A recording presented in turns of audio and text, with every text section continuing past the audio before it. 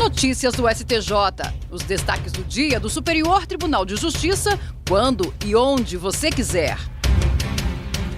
Olá, esse é o boletim com alguns destaques do STJ.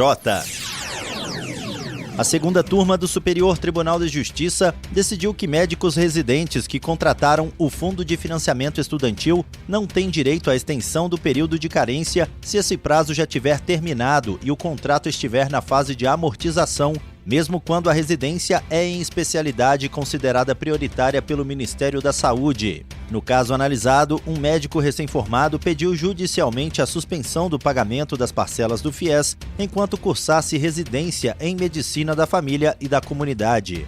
As instâncias inferiores concordaram com o pedido, entendendo que, por se tratar de especialidade prioritária e programa credenciado, haveria direito à prorrogação da carência. O Fundo Nacional de Desenvolvimento da Educação recorreu ao STJ, argumentando que a lei não permite a extensão da carência após o início da amortização.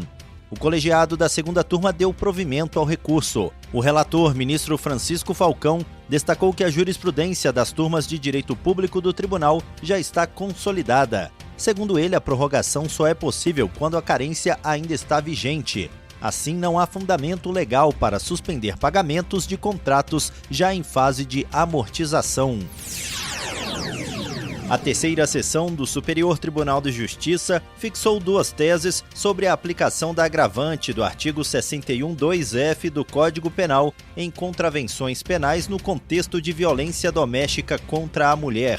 A primeira tese define que a agravante é aplicável às contravenções praticadas nesse contexto, salvo se houver previsão contrária na Lei das Contravenções Penais, com base nos artigos 1º da Lei das Contravenções Penais e 12 do Código Penal. A segunda tese exclui essa aplicação para a contravenção de vias de fato quando incidir o parágrafo 2º, incluído pela Lei 14.994 de 2024, devido aos princípios da especialidade e da vedação ao bis in idem.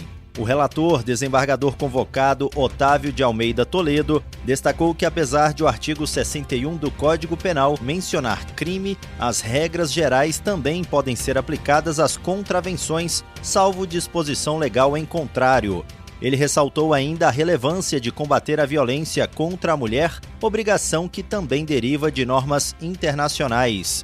Ele apontou, contudo, que a Lei 14.994 de 2024, ao agravar a pena nas vias de fato envolvendo violência de gênero, criou regra especial, afastando a aplicação da agravante do Código Penal nesses casos.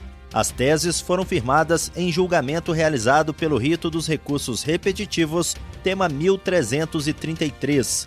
Agora, elas devem ser seguidas por todos os tribunais do país em casos semelhantes.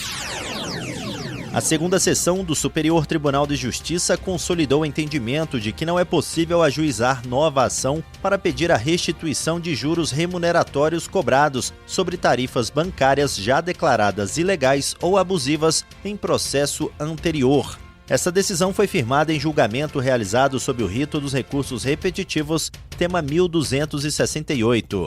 Isso significa que agora ela vai servir de base para os demais tribunais do país quando julgarem casos semelhantes. Com a definição da tese, os processos que estavam suspensos aguardando o julgamento podem voltar a tramitar. O relator, ministro Antônio Carlos Ferreira, baseou-se na eficácia preclusiva da coisa julgada, que impede reanálise de questões que poderiam ter sido discutidas na ação anterior, mas não foram.